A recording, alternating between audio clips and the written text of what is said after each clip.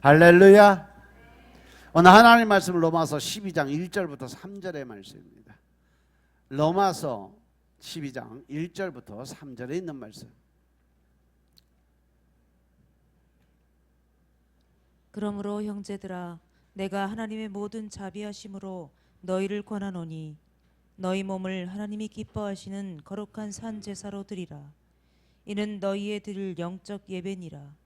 너희는 이 세대를 본받지 말고 오직 마음을 새롭게 함으로 변화를 받아 하나님의 선하시고 기뻐하시고 온전하신 뜻이 무엇인지 분별하도록 하라. 내게 주신 은혜로 말미암아 너희 중 각 사람에게 말하노니 마땅히 생각할 그 이상의 생각을 품지 말고 오직 하나님께서 각 사람에게 나눠주신 믿음의 분량대로 지혜롭게 생각하라. 아멘. 할렐루야. 우리 하나님 참 좋으신 하나님이십니다. 이 시간도 하나님의 은혜와 평강이 여러분들과 여러분의 가정과 직장과 사업장 그리고 여러분들 자녀들까지 하나님의 은혜가 그리고 넘치도록 채워지길 주의 이름으로 축원합니다. 아멘. 자, 우리 따라합니다. 나는 예수님 안에서 모든 사람들을 이해하고 용서하고 사랑하겠습니다.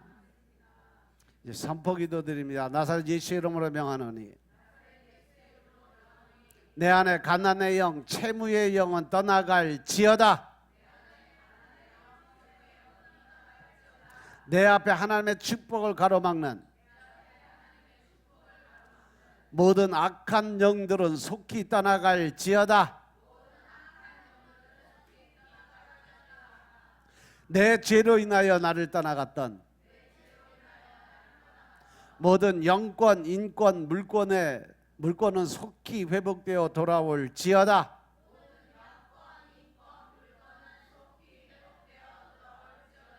아멘. 내 안에 있는 모든 가난의 영, 채무의 영은 떠나 간 줄로 믿습니다. 하나님의 축복을 가로막는 모든 악한 영들은 다 떠나 간 줄로 믿습니다. 내 죄로 떠나갔던 그 모든 하나님이 주신 영권, 인권, 물권의 권세들이 다 회복되어 돌아온 줄로 믿습니다. 아멘. 이 시간도 하나님께 영광 올려드리는 귀한 시간 되시길 주의 이름으로 축원합니다. 오늘 로마서 12장 1절부터 3절의 말씀 가지고 거룩한 산 제사의 삶이라는 제목으로 말씀을 나누겠습니다. 따라합니다. 거룩한 산 제사의 삶. 거룩한 산 제사의 삶. 거룩한 산 제사가 뭘까? 앵무새들만 있나? 하나님이 말씀하시다 내가 거룩하니까 너희도 거룩해라. 그죠? 그러면 내가 거룩하게 살기 위해서는 내 자아가 없어져야 되거든요. 예수님을 닮아가는 그 안에 분노도 없어야 되고 짜증도 없어야 되고 미움도 없어야 되고 남을 시기 질투하고 끝까지 갈고리의 삶이 없어져야 되는데 내 안에 그게 남아있다면 아직도 나는 뭐가 됐다? 하나님의 사람이 못됐다. 늘 하나님 앞에 우리가 이해와 용서와 사랑의 마음을 고백을 하고 매일 서원 기도를 드리며 하나님 앞에 나오는데 문 열고 나가면 잊어버리니까 문제예요. 그죠? 아직도 마음속에 이 미움이나 증오가 남아있고 아직도 내 자아가 살아있으니까 자존심이죠. 그러다 보니까 뭐가 남아? 남을 미워하는 마음, 증오하는 마음, 도저히 용서하지 못하는 마음. 그래서 하나님이 기뻐하는 산 제사의 모습을 살 수 있겠냐는 거죠. 거룩한 산 제사의 모습은 바로 예수님을 닮아서 이해와 용서와 사랑, 온유와 겸손으로 무장이 돼서 더 나아가서 하나님의 뜻대로 말씀하신 대로 순종할 수 있는 삶을 살아가는 삶 자체가 거룩한 삶이에요. 믿습니까? 근데 나는 지금 어떻게 살고 있나? 지금 보면 가슴에 탁 해서 이렇게 딱 뭉쳐있는 사람들 서너 사람이 있어요. 빨리 내려놓으세요. 남편도 내려놓고 왼수 덩어리도 내려놓고 나를 속상하게 만들고 끝까지 붙들고 늘어지는 왼수 덩어리, 그 마귀 새끼가 나 시험하고 테스트하는 거예요. 요즘 계속 하나님이 주시는 말씀이 뭐예요? 하나님을 믿는 성도들에게 반드시 거쳐가는 게 뭐다? 고난이다. 그 고난을 통해서 하나님은 우리를 뭘 만들기 위해서? 훈련시켜서 하나님의 백성, 올바른 백성을 만들기 위해서 주시는 그 연단과 고난을 마귀새끼한테 끌려다니면서 매일 남 미워하고 증오하는 마음 가지고 하나님 대적하지 말고 그냥 그러려냐고 살아. 그냥 그 사람은 그렇게 사는 거고 나는 나대로 사는 거고. 우리 주위에 보면은 늘 이렇게 많은 공동체들이 있어요. 뭐 학교 공동체도 있고 직장도 있고 뭐 군대도 있고. 그중에 특별히 우리 같이 이렇게 모여서 공동체 생활을 하는 교회의 공동체도 있어요. 그런데 이 교회의 공동체에 속한 여러분들이 세상 사람들이 사는 그 공동체와 똑같은 생각, 똑같은 행동, 똑같은 말을 하고 산다면 그게 어떻게 하나님의 공동체고 그리스도인의 공동체가 될 수 있겠냐는 거죠. 그리스도인의 하나님을 믿는 믿음의 공동체는요, 세상 공동체와 분명히 차별이 있어야 돼요. 믿습니까? 믿습니까? 믿습니까? 그리스도인이 모인 교회는요, 하늘나라의 모형과 같은 거예요. 근데 천국에 올라가서도 이렇게 맨날 지지고 볶고 남 시기하고 질투하고 니 잘났니 나 잘났니 뭐 서로 싸우고 이 지랄하고 살면 되겠어?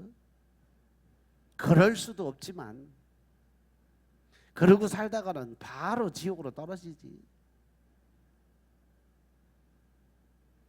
그래서 그리스도인의 공동체에서는 하나님의 나라와 또 하나님과 동행하는 기쁨의 삶, 그로로 인해서 우리 마음속에 하나님이 우리에게 주시는 게 제일 먼저 주신 게 뭐라 그랬어요? 평안, 위로. 그래서 우리는 늘 행복한 삶을 살 수 있는, 최소한 교회 공동체 안으로 들어와서는 늘 기쁨과 즐거움이 흘러 넘치는 삶을 살아야 된다는 거죠. 그러면 어떻게 우리가 교회 공동체를 하나님의 나라, 천국 백성의 삶으로 만들 수 있을까? 하나님은 사랑이 있으니라. 사랑의 겉면이 있어야 된다는 거죠. 다른 사람이 나한테 어떻게 했든, 다른 사람이 나를 어떻게 상처를 줬든 그건 그 사람이 지은 죄예요. 최소한 나는 그 사람으로 인해서 나는 죄를 짓지 말아야 될 거 아니에요. 그 사람은 나한테 상처 준 거 하나로 끝나. 왜 잊어먹고 그 다음부터는 생각을 안 하니까. 근데 나는 그 사람을 어떻게 해요? 계속 볼 때마다 그냥 갈고리가 있으니까 볼 때마다 째려보지. 사기는 뜨지, 도끼는 뜨지. 응? 거기다 미워하지. 수도 없는 죄를 계속 짓게 돼요. 그래서 하나님이 그러시잖아요. 너희들 마음속에 품은 악한 거 서로 싸워도 해 넘기기 전에 화해하고 끝내라. 왜? 그걸로 인해서 너희들이 계속 상처받고 죄를 지으면 누가 아프다? 하나님이 아프다. 제가 전에도 말씀드렸죠. 하나님이 내 원수를 내 몸과 같이 사랑하라는 이유가 진짜 원수 덩어리 사랑하고 그를 그냥 끝까지 용서해주고 사랑하라는 그런 말씀 아니에요. 심판하고 판단하고 정죄하는 건 내가 할 테니까, 마음 아픈 것도 내가 할 테니까 너는 그에게 그냥 나누고 베푸는 삶을 살아라. 네가 그걸로 인해서 심판하고 판단하고 정죄함으로 인해서 마음 아파하는 것을 내가 못 보겠다. 그러니까 마음 아픈 거 내가 할게. 너는 그냥 즐겁고 기쁘게 평안한 마음 갖고 살아라. 그냥 나누고 베푸는 삶 살아. 심판은 내가 한다니까. 로마서 12장 말씀에 나오는 거예요. 원수 사랑하는 것도 마찬가지요. 그 원수덩어리 사랑하는 게 그냥 사랑하는 게 아니고, 하나님은 내 새끼가 아파하는 거 진짜 너무 힘들어 하셔요. 그러니까 네가 아픈 것보다 차라리 내가 아픈 게 나으니까 내가 심판하고 정죄할게. 그러니까 너는 그냥 그게 더 나누고, 배고프면 먹여주고, 목마르면 물 갖다 주고, 그래서 그가 그냥 편안하게 살 수 있게 만들어줘. 나머지 끝에가 심판 내가 할게. 그 말씀이요. 믿습니까? 믿습니까? 그래서 우리가 하나님의 사람으로 살아가기 위해서는 제일 먼저 있어야 될 게 뭐냐? 사랑의 권면이 있어야 된다. 그러므로 형제들아, 내가 하나님의 모든 자비하시러 너희를 권하노니 너희 몸을 하나님이 기뻐하는 거룩한 산 제사로 드리라. 이것이 바로 너희가 살아갈 수 있는, 너희들이 살아가는 영적인 예배자의 모습이다 이거죠.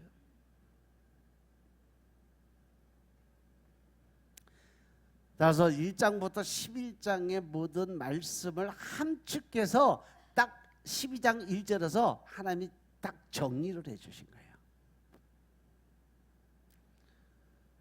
우리는 예수 그리스도를 믿음으로 구원을 받아서, 그죠? 이방인이나 유대인이나 믿음으로 구원을 받을 수가 있을까 없을까? 다 있습니다. 하나님은 하나님의 은혜를 베풀어 주심으로 해서 세계 만민의 구원 역사를 이루어 가시는 분이 하나님이세요. 이것이 바로 기독교의 핵심 교리예요. 마치 이 교리는요, 사람이 살아가는데 딱 서 있는 뼈대와 같은 거예요. 그 사람을 형성해 가는 모습. 사도 바울은 이런 교리를 바탕으로 우리는 어떻게 살아야 할지를 오늘 말씀을 통해서 우리에게 알려주고 있어요. 사도 바울은 하나님의 모든 자비하심으로 권면을 하고 있다는 거죠. 자비하다는 것은 부모가 자녀를 사랑하는 무조건적인, 언약적인, 예수 그리스도께서 우리를 사랑해 주신 것처럼, 부모님이 우리를 사랑해 주시는 것처럼 대가 없는, 대가 지불이 없는 그러한 사랑을 나누어 주는 거예요. 이 언약적인 사랑이 바로 자비하심으로 나오는 사랑이에요. 그래서 사도 바울이 하나님의 말씀을 대언하면서 오늘 우리에게 그 사랑으로 권면을 하고 있는 거죠. 우리는 사랑하는 자에게 좋은 것을 주고 싶어요. 그죠? 자신이 유익하게 체험한 것을 주고 싶어요. 저 같은 경우도 기도를 드리면서 참 많은 유익을 체험을 했어요. 도저히 사람의 힘으로, 우리의 생각으로 현실 상황을 바라보면 절대 될 수 없는 일들이 기도를 드림으로써 하나님은 그냥 내가 한다, 기다려라. 그러면 그냥 기다려요. 거기 절대 안달복달 안 해요. 하나님이 그냥 내가 한다 한마디 하시면 믿습니다, 아멘, 그리고 잊어버려요. 하나님이 하신다니까 언젠가 하나님의 때가 되면 하시겠지. 내 때가 아니라 하나님의 때에 하나님이 일을 하시니까.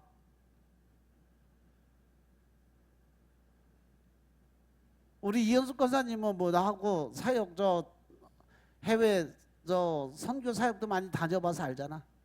사람들 다 안 된다, 못 된다, 절대 그거 하면 안 된다, 난리 부르스를 쳐도 하나님이 하라고 해서 그냥 해. 나머지 하나님이 알아서 책임지신대. 한 달 지나 마지막 이제 정리가 될 때쯤 되면 사람들이 그때 말한 돈이 그만큼 모지라. 보통 300, 500, 막 1000. 외국에 나가서 뭐 어디 가서 그 돈을 만들어? 근데 하나님이 해주신다고 그랬으니까 믿음으로 가면 그 다음날 시원하게 한국에서 전화 와요. 그리고 그날 필요한 돈을 딱 통장에 입금 딱 시켜줘요. 그걸 한두 번 경험한 게 아니에요. 캄보디아서부터 시작해서 필리핀, 미얀마, 태국, 가는 데마다 하나님이 꼭 가면은 하나님이 보여주시고 계획했던 것보다 조금 더 크게 조금 더 넓게 그렇게 해서 하나님이 일을 하라고 명령을 하세요. 처음에 시작할 때 사람들 다 반발하고 안 된다고 그러죠. 끝나고 나면 그 사람들이 체험을 하잖아요. 하나님이 일하시는 거를. 그러니까 그 다음부터 한두 번 체험한 사람들은요, 그 다음부터 목사가 얘기하면 거기에 토를 안 달아. 왜? 자기가 직접 체험하고 봤으니까.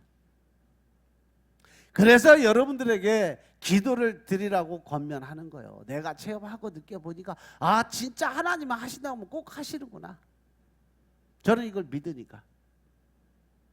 그와 같이 하나님 우리를 사랑하셔서 지금 너희들의 사는 삶을 이렇게 한번 바꿔봐라. 왜? 내가 원하는 삶이 여기 있으니까.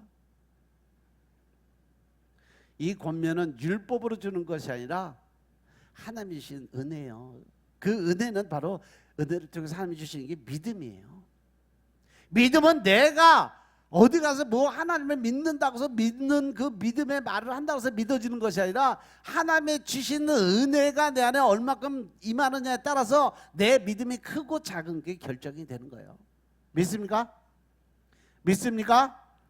하나님은 사랑과 은혜로 우리의 도덕적인 삶을 사는 방법에 대해서 지금 권면을 하고 있는 거죠.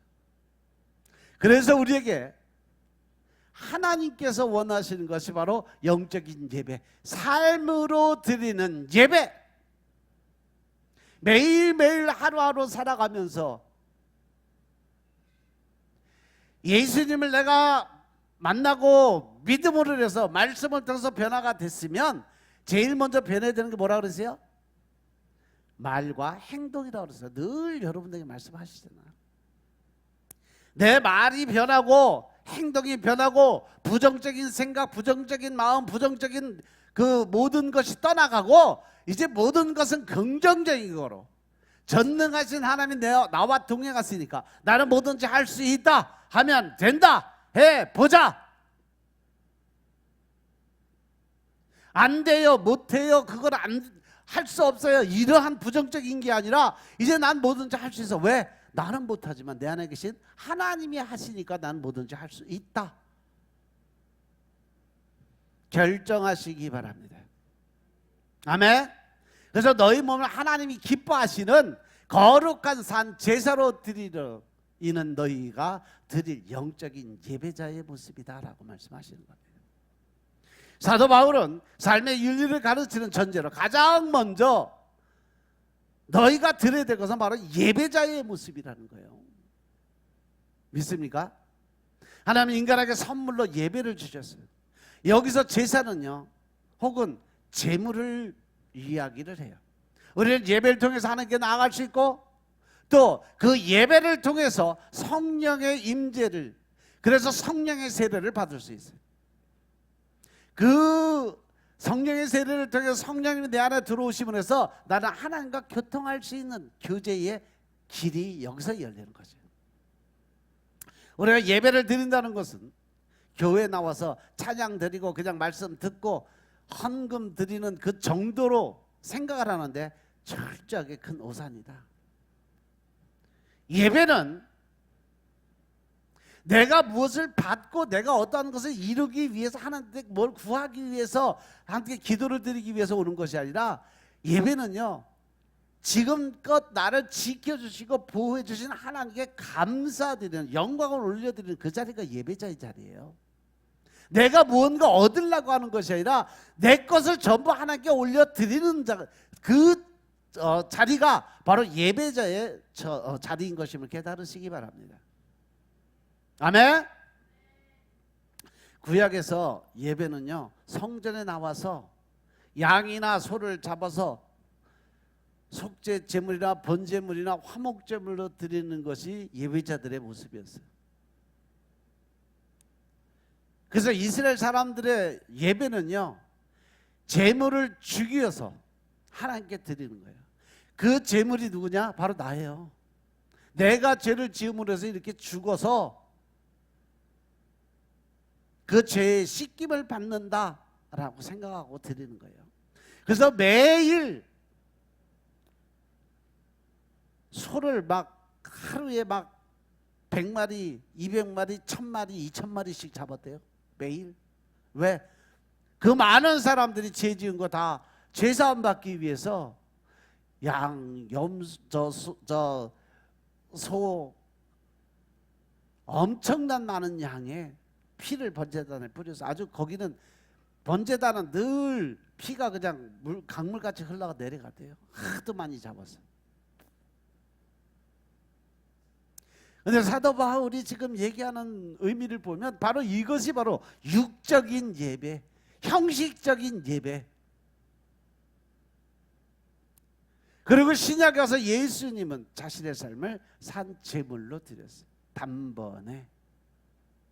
그래서 예수님의 십자가에 죽으심으로 온전한 제물이 되심으로 인해서 이제 다시는 동물의 피를 뿌리지 아니하고 예수 그리스도의 보혈의 피를 한번 뿌림으로 인해서 모든 것이 다 속죄의 제물로 이루어지게 됐다라고 말씀하셨어요. 그래서 우리는 제물 대신 예수님을 믿음으로 하나님께 나아갈 수 있는 길을 열어놓으셨다는 거죠. 예수님을 믿는 우리도 은혜 속에서 우리의 몸을 하나님께 제물로 드려야 할 줄로 믿으시기 바랍니다. 아멘. 사도 바울은 우리의 몸을 거룩한 산 제물로 드리라고 그러는데 이것은 바로 영적인 예배. 우리가 영적인 예배를 드리는 그 자리는 내가 죽어야, 내 생각이 죽어야, 내 지식이 죽어야, 즉 내려놓음을 통하지 않으면 우리는 거룩한 산 제사의 예배를 드릴 수가 없다는 거예요. 하나님은 자신의 몸을 드리는 영적인 예배를 기뻐하세요. 우리의 마음을 먼저 드리고 구체적으로 넣고 이 모든 우리의 지체를 다 드리는 거예요. 그리고 우리의 일상의 삶을 예배자의 자리에 서서 드릴 수 있어야 된다. 그러면 우리 몸을 제물로 드리는 영적 예배는 어떤 예배일까? 바로 하나님이 원하시는 삶은 바로 순종과 복종의 예배라는 거죠. 히브리서 10장 5절부터 7절의 말씀을 보시면 세상에 임하실 때가 라서 하나님의 제사와 예물을 원치 아니하시고 오직 나를 위하여 한 몸을 예비하셨다라고, 전체로 번제함과 속죄제는 기뻐하지 아니하시나니 이에 내가 말하기를 하나님의 보시옵소서 두루마리 책에 나를 가리켜 기록한 것 같이 하나님의 뜻을 행하러 왔나이다 하시니라. 여기서 나가 바로 예수님이고 예수님이 하나님에게 말씀을 드리고 있는 장면. 예수님 하나님께서 제사와 예물을 원치 않는다는 것을 이미 아셨어요. 전제로 드리는 속죄함과 번제함을 원치 않는다는 거예요. 그래서 이사야서 1장에 보면 이스라엘 백성들 그 형식적인 예배, 그 형식적인 예배를 통해서 하나님이 원하시는 예배가 아니고 사람들에게 보여주기 위한 그런 예배 드리는 자들, 하나님 아주 진절머리, 넌덜머리가 난다고 그랬어요. 말라기에 가면 말라기 1장에 보면 차라리 누가 와서 그냥 저 성전문 확 닫아버렸으면 좋겠다 그랬어요. 그 정도로 하나님이 형식적인 거, 외형적인 거, 외식적인 걸 싫어하신다는 거죠. 하나님은 예수님의 몸을 드리시기를 원하는 것을 아셨어요. 그래서 예수님은 자신의 몸으로 하나님의 뜻을 행하고자 순종과 복종의 길을 택했던 거죠. 그래서 예수님이 자신을 산 제물로 드리고자 하셨어요. 예수님은 말씀이 육신이 되는 본을 보여주신 거죠. 하나님 말씀은 달콤해요. 그런데 우리가 그 말씀의 뜻대로 행함을 가지고 순종하는 삶을 살다 보면 그게 너무너무 쓰디쓴 그러한 맛이 나는 거예요. 왜? 하기 싫은 것들을 해야 되니까, 할 수 없는 일들도 해야 되니까. 때에 따라서는 도저히 환경 조건 따지고 사람들 소리 들어보니까 도저히 안 돼, 이거는 할 수 없는 것임에도 불구하고 하나님이 하신다고 했으니까 믿어, 그러고 따라가야 되니까.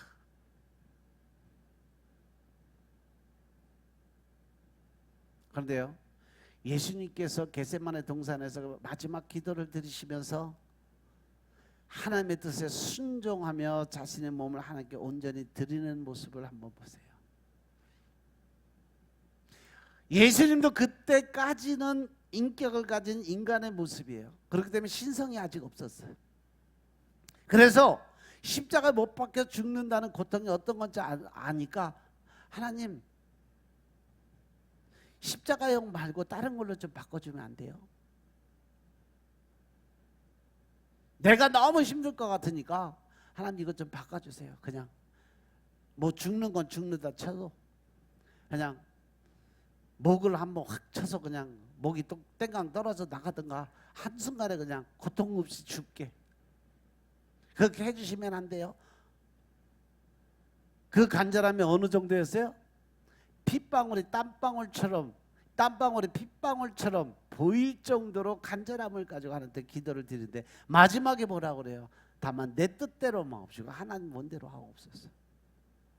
그냥 이거는 제 푸념이고요, 하나님이 계획하신 대로 일하세요. 제가 순종하겠습니다. 이거잖아. 그리고 십자가에서 온전히 양과 염소처럼 자신을 하나님께 드립니다.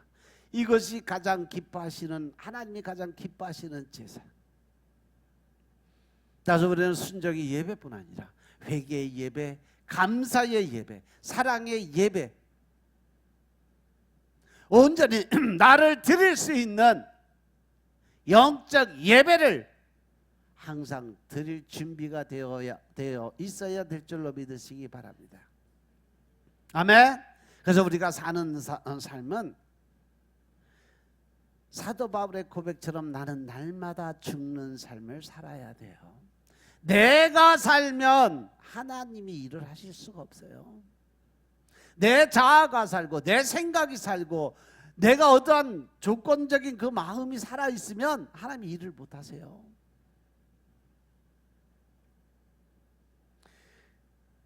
사도 바울이 그래서 고백하잖아요. 예수님의 십자가를 본받아서 나는 날마다 죽노라고 말씀하셔서, 왜? 예수님을 직접 만나고 기적과 이적을 체험을 하고 더 나아가서 그 믿음의 그 복음 전도자의 사명 감당하면서도 늘 그 사람 속에 뭐가 있었어요? 나는 한쪽엔 육에 한쪽엔 영적인 그 마음이 서로 매일 싸우고 있어가지고 영적인 삶을 살아야 되는 것이 옳은 것 같은데 현실을 바라보니까 육적인 사단 마귀들이 계속 유혹을 하니까 이리 갈까 저리 갈까 나도 매일 싸우고 있는데, 그래서 내가 죽어야 하나님의 일을 할 수 있다는 걸 깨달아서 나는 매일 죽는다라고 고백을 한 거예요. 그래서 사도 바울도 예수님을 본받아서 자신을 매일매일 하나님께 산 제물로 드렸어요. 그는 예수님의 죽으심을 본받아서 어찌하든지 죽은 데 가운데서 부활을 이루고자 열심을 다했던 사람이에요. 하나님은 우리가 예배에 참석해서 말씀 듣고 찬송을 드리기만 원치 않으시는 거죠. 우리의 몸을, 우리의 삶을, 우리의 생활을 제물로 받으시기 원하신다는 사실 명심하시기 바랍니다. 하나님의 뜻에 순종해서 자신의 온 마음과 몸을 드리길 원하세요. 하나님의 마음에 합한 자가 되길 원하세요. 우리가 이렇게 날마다 자신의 몸을 산 제물로 드릴 때 하나님은 우리의 제사를 받으시고 우리에게 부활의 영광을 매일매일 체험하게 만들어 주신다는 거죠. 그래서 우리에게 부활의 생명이 매일매일 나타나 보일 수 있도록 하나님의 일을 하십니다. 우리가 산 제사를 드린다는 것은 하나님의 것과 세상의 것을 나누는 이분법적인 그러한 법칙이 아니에요. 마음과 몸을 나누는 이분적인 것도 아니에요. 매일매일 하나님의 일만 한다고 산 제사 드리는 것이고 세상에 맡기신 일을 하는 것이나 가정 일을 하는 것은 산 제사로 드리지 않는 것이 아니에요. 산 제사로 드리는 것은 직장에서도 학교에서도 교회에서도 내가 어느 자리에 친구들을 만나는 자리에서도 늘 하나님의 중심, 말씀 중심으로 살 수 있는 준비가 돼 있어야 되는 것이 바로 거룩한 산 제사의 모습이에요. 매일매일 하나님의 뜻을 알고 자신의 뜻을, 자기의 생각을, 자기 어떤 환경 조건들을 죽이고 순종하면서 말씀을 의지하고 나아가면 하나님의 영이 나를 거룩한 산 제사의 모습으로 바꿔주신다는 사실 명심하시기 바랍니다. 믿으시면 아멘 합시다. 그러면 우리가 어떻게 하나님의 뜻을 알 수 있을까? 우리가 어떻게 하면 하나님의 뜻을 알 수 있을까요?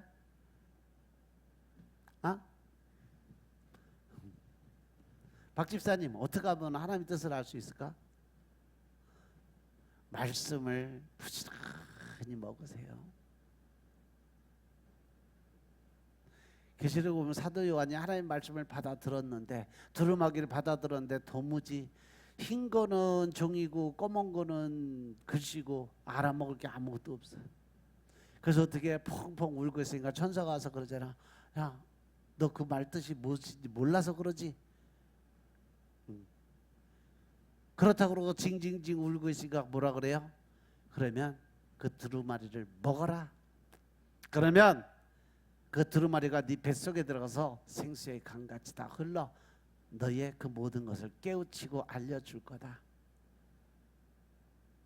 그만큼 말씀은 계속 먹어야 돼요. 믿으시면 아멘 합시다.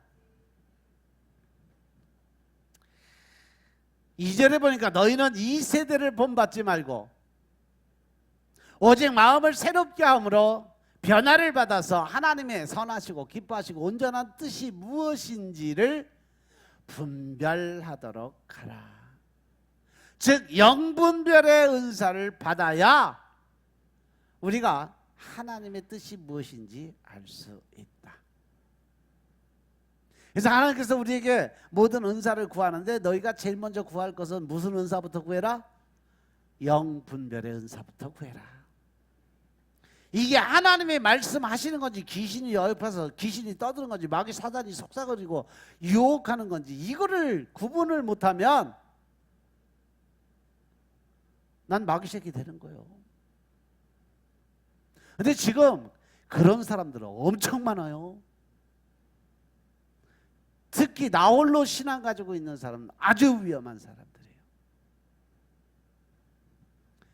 그리고 자기 생각을 중요시 여기고 엄청나게 대화하다 보면 내 말이 마저 강하게 강조하는 사람들이 있죠. 조심하세요. 한순간에 넘어가요.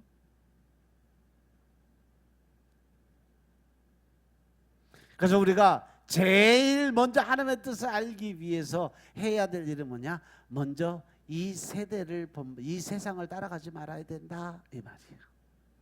세상 환경 조건 따라가지 마라. 지식 따라가지 마라. 사람들 이야기 소리 듣고 따라가지 마라. 그 당시에 로마 성도들이 로마 시대나 그리스 시대나 유대인의 시대를 본받아서는 안 된다는 거예요. 그 세대는 힘을 중요시 여기고 지혜를 중하게 여기고 또 기적과 이적 즉 표적을 중요시 여기는 그러한 세대였어요. 그래서 사람들끼리 나도 그거 체험했어. 나도 그렇게 해보니까 되대.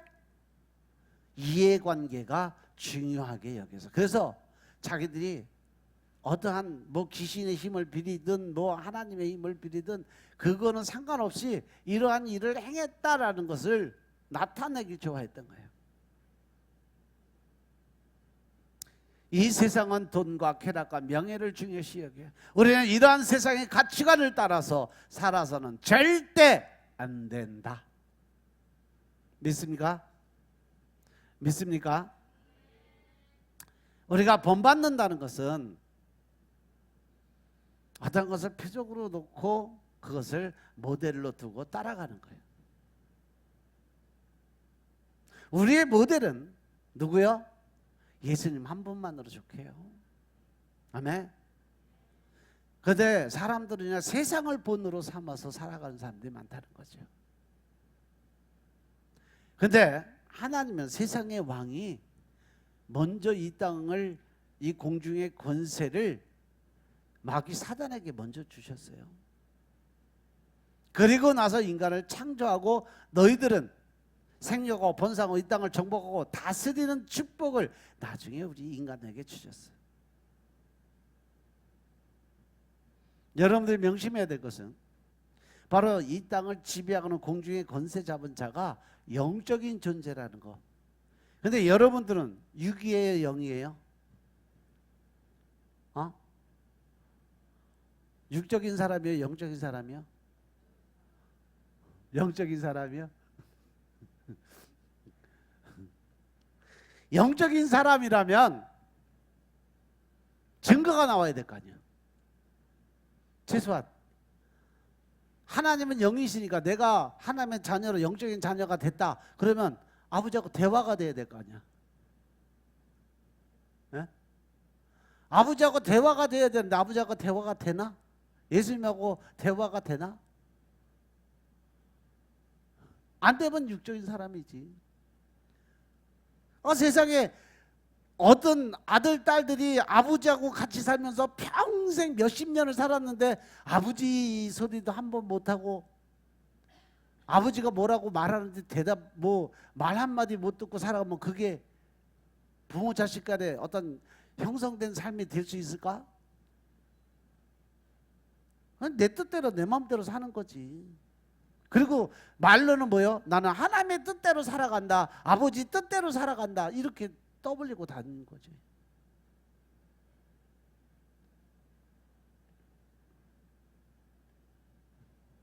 그렇게 살다 보니까 세상의 유행을 따라가다 보니까 좀 남들보다 좀 특출나게 보이려고 안 들리는 거 들리는 척하고 못하는 거 하는 척하고 그러다 사고 치는 거죠.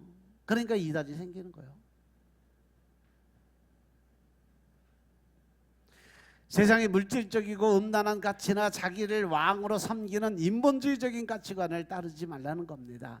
세상 사람들이 바라는 것은 세상에서 인정받고 높임을 받는 것이 그들이 원하는 것. 그게 사단의 속성이니까. 그래서 세상에서 출세하기를 원하고 더 풍요로운 삶을 살기 위해서 노력하는 삶 자체가 하나님이 기뻐하지 않는 삶이라는 거예요. 왜? 그 안에는 예수 믿는 사람으로서 다 거지 깽깽이처럼 살라는 거 아니에요. 그 안에 자기 어떤 자아적 욕심의 마음을 버리고 하나님의 주신 평안의 위로를 받는, 즉 내가 어떠한 일을 해도 마음의 양심에 꺼리지 않는 그러한 일을 하고 살아갈 때 그때는 하나님이 주신 축복으로 인해서 얼마든지 누릴 수 있는 축복을 받는데, 그게 아니라 내가 어거지로 만들어가는 건 결국 내 욕심 안에서 나오는 거라는 거죠. 그래서 우리는 거룩하고 의로우신 우리 주 예수 그리스도를 본받는 삶을 살아야 된다. 예수님 왜 제자들을 파송하면서 70인의 그 제자들 전도 복음자들을 파송하면서 너희들은 나가면서 옷 한 벌도 더 갖지 말고 신발도 두 벌 갖지 말고 그냥 있는 모습 그대로 나가서 복음 전하고, 그 집에서 밥 주면 먹고 안 주면 그냥 그 집에 저 먼지털이까지 다 털어내고 나와라 말씀하셨을까? 결국은 그 안에 네 마음속에 욕심의 마음, 세상적 그 욕심의 마음들 다 버리라는 말씀이에요. 내가 세상을 살기 위해서 미리 준비된 삶을 살지 말아라. 왜? 하나님이 다 책임지고 먹이고 입히고 살릴 거니까 그걸 믿고 가라는 말씀이에요. 믿으시면 아멘 합시다. 그래서 다니엘처럼 뜻을 정하고 하나님이 원하시는 삶을 살기를 원하시는 거죠. 다니엘의 세 친구들처럼 설사 하나님께서 그리 아니하실지라도 나는 오직 주 여호와 하나님만을 섬기고 살겠다는 담대한 믿음을 하나님이 지금 우리에게 요구하신다는 사실 명심하시기 바랍니다.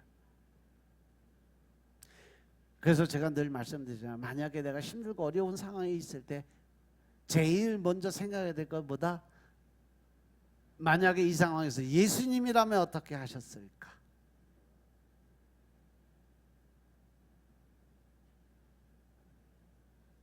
예수님은요, 문제가 생길 때마다 뭐 하셨어요? 뭐 하셨어? 기도드리셨어요. 언제까지? 응답 올 때까지.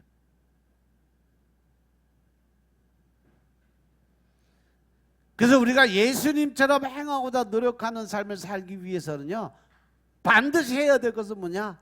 예수님이 기도 드린 것처럼 우리도 기도 드려야 되고, 예수님이 하나님과 교제하신 것처럼 우리도 교제할 수 있는 능력을 받아야 된다는 거죠. 믿으시면 아멘 합시다. 다음으로 하나님의 뜻을 알기 위해서 마음을 새롭게 해야 돼요. 우리 주위의 모든 것은 낡아지고 있어요. 우리의 몸도 어느 순간부터 점점 늙어지고 있어요. 나 중학교 때까지 나는 어른들이 그렇게 부러웠어. 아마 여러분도 다 똑같았을걸? 어? 공부도 안 하지, 숙제도 안 하지.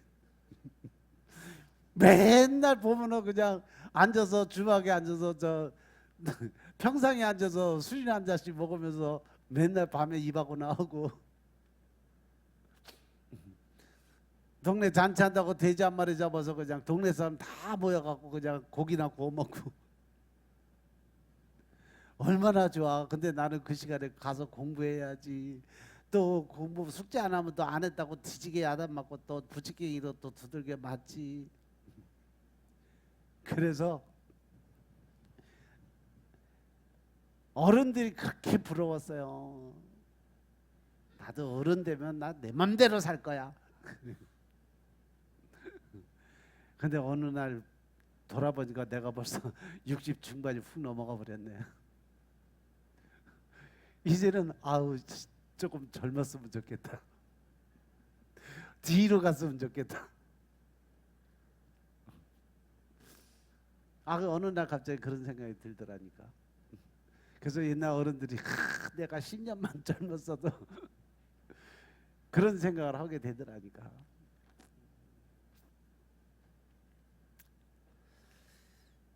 세상이 아무리 낡고 후패한다 할지라도, 근데 우리는 늘 새로운 것을 얻고 살고 있다는 사실 명심하시기 바랍니다.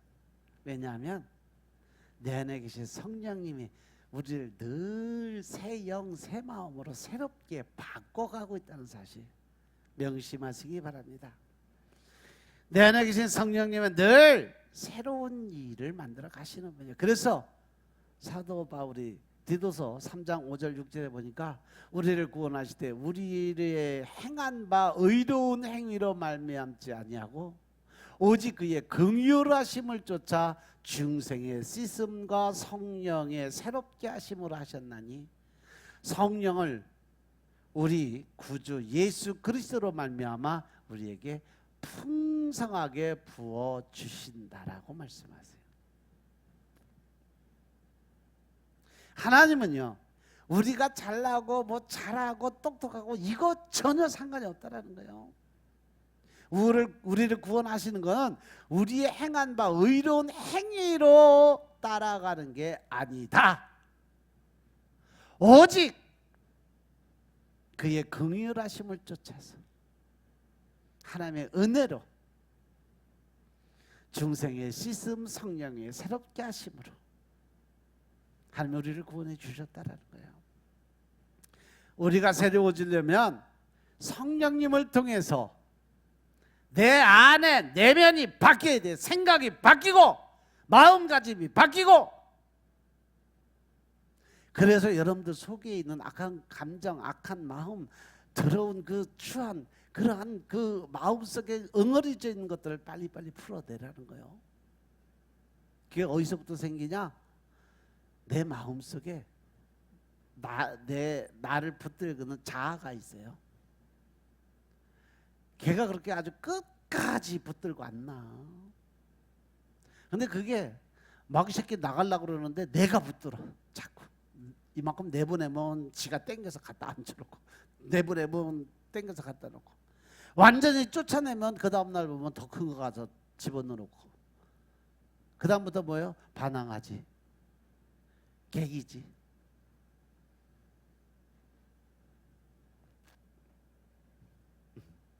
제일 먼저 하는 행동은 다 똑같아. 일률적으로 똑같아. 목사한테 대적하지 않으면 하나님한테 대적하는데, 하나님 대적하는 방법이 뭐야? 예배 시간을 자꾸 빼먹기 시작을 해. 교회 나오기 싫어하고, 말씀 안 읽고, 기도 안 드리고.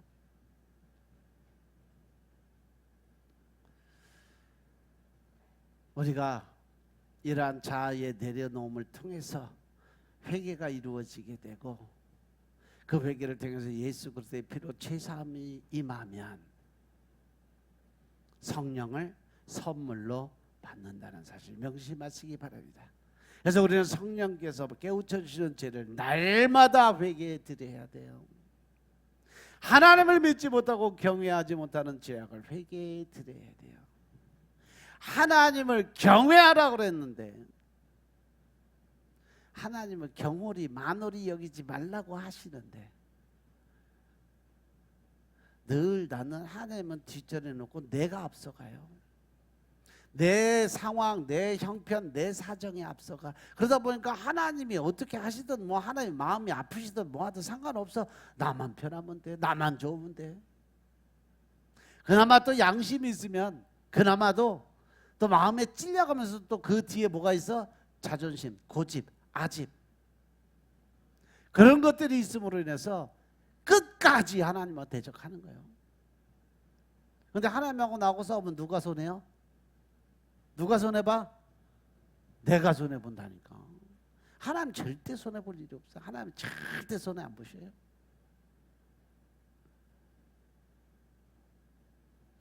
결국 내가 자아의 고집을 앞세워 간다는 것은 내 자아가 나 스스로가 우상이 돼버린 거예요. 내가 하나님보다 높아지려는 욕심의 마음을 갖는 거예요. 따라서 우리는 하나님 앞에 철저하게 회개를 드려야 되는데 뭐냐? 하나님을 없인 여기는 교만과 자만의 죄를 회개해야 된다. 하나님이 주신 것으로 만족하지 못하는 탐심을 회개해야 돼요. 성령님을 환영하고 높여드리지 못한 죄악을 회개해야 돼요. 내가 주인이 돼서 성령님을 앞서 행하는 죄를 회개할 수 있어야 돼요. 이것은 오직 예수 그리스도의 보혈의 피로 구속과 대속의 은혜가 임해야 가능할 수 있다는 거죠. 그리고 예수님은 우리의 그리스도 또 왕으로 인정하고 모셔드려야 될 줄로 깨달으시기 바랍니다. 눈에 보이지 않는 성령님을 믿어드려야 하나님이 우리 안에서 늘 새 영, 새 마음, 새롭게 변화되는 삶을 허락해 주시는 줄로 믿으시기 바랍니다. 우리가 예수님을 본받고 성령으로 새롭게 되면 우리는 새롭게 변화를 받을 수 있어요. 우리가 변화되면 하나님의 뜻을 깨달을 수가 있어요. 왜? 변화가 됨으로 해서 성령님의 운행이 시작이 되니까 성령님이 알려주시죠. 보혜사 성령을 너에게 보내주는데 그 보혜사 성령이 너에게 하는 일이 뭐다? 내가 알지 못하는 거 알려주시고 기억지 못하는 거 기억나게 해주시고 진리가 무엇인지 알게 해주시는 분, 즉 진리는 말씀이고 말씀은 곧 하나님이다. 할렐루야. 말씀의 뜻을 알고 깨우쳐 주심으로 인해서 우리가 진리 안으로 들어갈 수 있는 길, 즉 하나님과 교통할 수 있는 길을 열어주신다는 거죠. 그래서 하나님의 선하시고 기뻐하시고 온전한 뜻을 거기서 깨달을 수 있게 된다. 그 하나님의 뜻은 바로 하나님은 선하신 분이에요. 하지만 사단은 악하지만 하나님의 뜻은 우리를 잘 되게 하는 그러한 일을 하심을 깨달으시기 바랍니다. 하나님은 우리의 영혼이 잘된 같이 범사가 잘 되고 강건해지기를 원하세요. 모든 것이 협력해서 선을 이루어 가시길 원하세요. 애들 신경 쓰지 마라. 예배나 집중해. 저 집사 어쩔 줄 모르는데 어쩔 줄 모를 필요 없어요. 애새끼들 다 그러고 자라는 게요.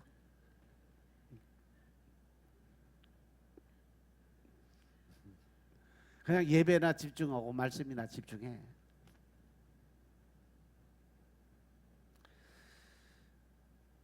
우리가 하나님의 뜻을 깨달은 것은 바로 하나님을 기쁘게 할 수 있는 일이에요.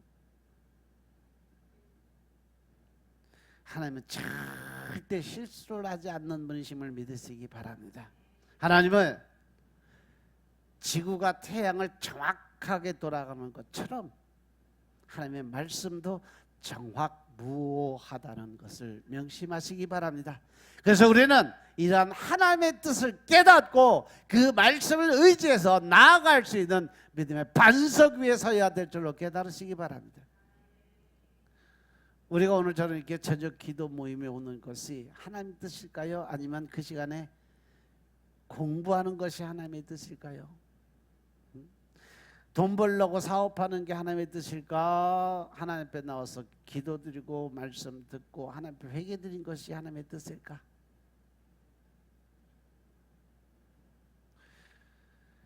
우리가 어떤 상황에서 하나님께 영광되는 길이 무엇이고 또 다른 사람들에게 유익이 되는 것이 무언가를 반드시 생각해 줄 수 있어야 돼요. 그래서 늘 나보다는 남을 먼저 생각할 수 있는 사람들이 되라라고 하나님 말씀하시잖아요. 내가 너희에게 새 계명 줄게. 주 여호와 하나님을 사랑하고 내 이웃을 내 몸과 같이 사랑하라는 것은 나보다는 남을 먼저 생각하고 이해하고 그들을 세워주고 섬길 수 있는 마음을 가져야 된다라는 전제 조건이 들어있다는 사실 명심하시기 바랍니다. 그래서 늘 어떠한 일에 부딪혀서 제일 먼저 생각해야 될 것이 뭐냐, 이 상황에서 예수님이라면 어떻게 했을까? 지나가는 거지를 하나님이 바라봤을 때 예수님이라면 어떻게 하셨을까? 도와줬을까? 안 도와줬을까? 하나님의 말씀, 성경의 근거에서 분별력을 얻어야 된다는 사실 명심하시기 바랍니다. 내 마음에 계신 성령님의 소원을 할 때 하나님의 뜻을 우리가 알 수 있습니다. 우리가 회개하고 새로운 믿음을 갖고 성령의 충만함을 받아서 변화를 받을 때 우리는 하나님의 선하시고 기뻐하시고 온전한 뜻이 무엇인지 그때야 알 수가 있다. 그래서 성경 말씀을 묵상하고 주의 종이나 부모와 상의하면서 하나님의 뜻을 알 수도 있습니다. 일반적으로 하나님의 뜻은 온 세계 만민을 사랑하여 구원하시는 거예요. 한 사람도 잃지 않고 마지막 날에 다시 살려서 천국에 이르게 하는 것이 하나님의 뜻이에요. 그렇다면 우리들이 하나님의 뜻을 행하는 삶은 어떤 것일까? 이제 우리가 하나님의 뜻을 알았다면 이제 우리는 예수님처럼 나의 원대로 마옵시고 아버지 원대로 하옵소서, 이 기도를 통해서 나의 소원과 뜻과 내 생각과 맞지 않아도 하나님의 뜻을 먼저 생각하고 순종할 수 있는 삶을 살 준비가 되어 있어야 된다고 하죠. 그러면 하나님께서 우리의 삶을 산 제사로 받아주시겠다는 말씀이에요. 그러면 하나님께서 주시는 은혜로 하는 권면을 보면 3절에 보니까 내게 주신 은혜로 말미암아 너희 중 각 사람에게 말을 한다. 여기서부터 사도 바울은 교회의 공동체가 어떻게 해야 되는지에 대해서 설명을 해요. 사도 바울은 자신이 하나님에게 받은 은혜를 힘입어서 각 사람에게 다시 권고를 하고 있는 거죠. 우리는 이 권면을 하나님이 우리에게 주시는 은혜로 받아들여야 된다. 율법적으로 형식적으로 받아들여서는 안 돼요. 예수님의 피와 성령님과 사랑의 기초에서 우리가 그 말씀을 들을 준비를 해야 된다. 율법을 사랑으로 감싸면 율법은 형식이고 또 어떤 선악의 그 근본의 뿌리인데 너무 딱딱하고 또 오히려 두려운 공포의 그러한 율법이 많은데 그것을 사랑으로 감싸면 그것이 바로 진리가 될 수 있다는 거예요. 따라서 우리는 하나님이 주시는 믿음의 분량대로 지혜롭게 생각할 수 있는 하나님의 영적인 지혜와 지식과 총명의 영을 구하는 기도를 드리시기 바랍니다. 그래서 마땅히 생각할 그 이상의 생각을 품지 말고 오직 하나님께서 각 사람에게 나누어 주신 믿음의 분량대로 지혜롭게 생각해라. 여기 보면요, 하나님이 네 뜻대로 생각해라, 네 판단대로 결정해라 이런 말 전혀 없습니다. 그런데 우리는 어떻게 살아? 하나님의 말씀 뒷전에 놓고 내가 판단하고 내가 생각하고 내가 결정하면 그걸로 끝이요. 그냥 그대로 가야 돼. 내 뜻대로 안 되면 성질나. 내 마음대로 내 계획대로 내가 생각한 대로 안 되면 열받아. 그럼 그 다음부터 뭐해? 대적이 또 올라오지. 근데 하나님은 각자의 마땅히 생각할 그 이상의 생각을 품지 말아라 라고 말씀하시잖아. 네 생각 집어넣지 마. 네 뜻대로 생각하지 마. 그것이 바로 교만이고 자만이다 이 말씀이에요. 믿습니까? 하나님이 나눠주신 믿음의 분량대로 지혜롭게 생각해라. 지혜롭게 생각하라는 것은 맑은 정신으로 건전하게 생각해라 이 말씀이에요. 마가복음 9장 말씀에 보면 할 수 있거든. 무슨 말이냐? 믿는 자에게 능치 못할 일이 없다 라고 말씀하시잖아요. 그 말씀에 의지해서 우리는 모든 것을 다 할 수 있다고 생각하면 착각이 들어올 수도 있다. 우리는 하나님의 뜻 안에서만 모든 것을 할 수 있어. 하나님의 말씀 안에서만 모든 걸 할 수 있다는 거죠. 내가 기도해서 능력 받았다고 그래서 능치 못함이 없는 능력이 내게 임했다고 그래서 그것이 임한 것이 아니다 이거죠. 거기에 가장 기본적인 하나님의 말씀에 기초를 두지 않으면 그것은 사단의 유혹에 넘어간 거다 이거죠. 그리고 모든 하는 일은 무엇을 위해서? 하나님의 영광을 위해서 해야 된다. 고린도서 12장에 보면 하나님이 각 사람에게 각종 은사를 나누어 주셨어요. 그 사람의 믿음의 분량대로, 그 사람의 성격대로, 그 사람의 지혜대로 한 성령님께서 다 골고루 나눠 주신다 그랬어요.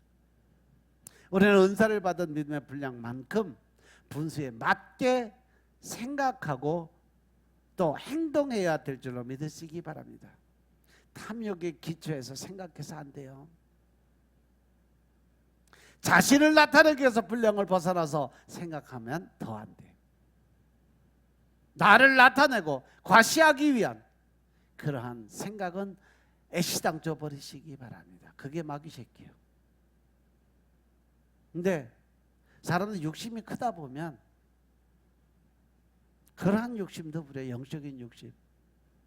목사님 저 사람은 온 지도 얼마 안 됐고 저 사람은 뭐 기도도 얼마 안 하고 저 사람은 뭐 믿음 생활도 오래 하지 않는, 근데 왜 나보다 더 잘 보고 나보다 더 말씀 더 잘 받고 그거 왜 나한테 따져? 하나님한테 따져야지. 기도해서 물어봐야지 본인이. 그 사람이 눈에 보이는 그 자기 앞에서 말씀 안 읽고 자기 앞에서 기도 안 드린다 그래서 그 사람이 말씀도 안 먹고 기도도 안 드리는데 하나님은 그런 능력 주실까? 아니요. 하나님은 수고한 대가대로만 지불하신다는 하나님 명심하시기 바랍니다. 아멘. 그래서 우리는 믿음의 분량을 알고 그 분량대로만 생각하세요. 더 이상 욕심내지 마세요. 예를 들어서 눈에 일을 해야지 눈이 모든 것을 할 수 있다 말씀에 의지해서 손이 되게 해달라고 기도하면 그게 믿음의 분량이겠냐? 아니요. 각자 맡은 지체대로 자기가 맡은 분량대로 자기 있는 자리에서 자기의 최선을 다하는 게 가장 현명한 방법이에요. 그리고 그 안에서 우리는 믿음으로 충성해야 된다는 사실 명심하시기 바랍니다. 그것이 바로 지혜로운 생각이에요. 우리가 그렇게 생각해야 공동체가 조화롭게 굳게 설 수 있습니다. 이것이 바로 지체의식이라고 이야기를 해요. 우리가 한 몸에 많은 지체를 가졌지만 모든 지체가 같은 직분을 가진 것이 아니니 이와 같이 우리 많은 사람이 그리스도 안에서 한 몸이 되어 서로 지체가 되었느니라. 그래서 우리는 그리스도의 몸된 교회를 세우는데 힘을 써야 된다는 사실이죠. 각 지체는 몸을 세우기 위해서 존재하는 거예요. 손을 위해서 존재하는 것이 아니라 몸이 원활하게 활동할 수 있도록 존재하는 거예요. 각 지체는요, 이 손만을 위해서 살아가는 게 아니라 이 손은요, 온 몸을 지탱하고 이 온 몸이 움직일 수 있게끔, 또 때에 따라서 활동할 수 있게끔 먹는 것도 책임져주고, 또 새로운 일도 하는 그 일도 책임져주고, 발은 각가지 가는데 그 도움을 줄 수 있는 그러한 일을 하는 거고, 자기가 맡은 일은 다 틀려. 근데 자기 맡은 일에 대해서 충성할 생각 안 하고 발이 선보고 나도 그냥 공중에 달려서 달고 싶다, 땅바닥 맨날 겨다니고 나 힘들어 못 살겠다, 바꾸자, 그런다고 해서 바꿔지냐고. 이미 하나님이 정해놓은 법칙이 있는데. 교회의 몸은 바로 예수 그리스도의 힘을 믿으시기 바랍니다. 교회는 예수 그리스도의 생명이에요. 예수 그리스도는 교회의 몸이고 또한 머리가 되시는 거예요. 골로새서 1장 18절의 말씀을 보면 그는 몸인 교회의 머리라. 그가 근본이요 죽은 자 가운데서 먼저 나신 자니 이는 친히 만물의 으뜸이 되려 하시니요. 우리는 교회에서 예수님을 높이고 예수님을 중심으로 예수님을 위해서 살아야 된다. 예수님이 우리 교회의 주인이 되도록 우리는 나의 모든 것을 다 내어드려야 내 안에 들어오셔서 주인의 삶을 살게 된다는 사실. 바로 우리의 몸이 성전이고 바로 우리의 몸에 예수님이 거할 자리를 만들어 주셔야 우리가 온전한 믿음 생활을 할 수 있다는 사실 늘 명심하시기 바랍니다. 아멘. 기도드리겠습니다. 할 말이 많은데 시간이 돼서 끝내는 거예요. 아직 다 안 끝났는데 2절까지 밖에 못했는데. 주님 감사합니다. 오늘도 아버지의 은혜 가운데 우리가 주님의 말씀을 듣고 깨닫게 하시니 감사합니다. 늘 신령과 진정의 마음으로 하나님 나라의 군사 될 수 있도록 축복하시고 주님이 원하시고 계획하시고 뜻하신 대로 우리를 들어 사용하옵소서. 오직 성령 하나님의 임재를 통해서 우리가 새 영 새 마음을 받게 축복하시고 믿음 안에서 하나님의 더 큰 사랑을 나누고 베풀 수 있는 하나님의 군사적 역할 감당할 수 있도록 축복하옵소서. 오직 성령의 임재를 통한 기쁨으로 감사함으로 주님 나라의 큰 일꾼 되게 하옵소서. 모든 말씀으로 주 예수 그리스도로 감사드리며 기도드렸사옵나이다. 아멘.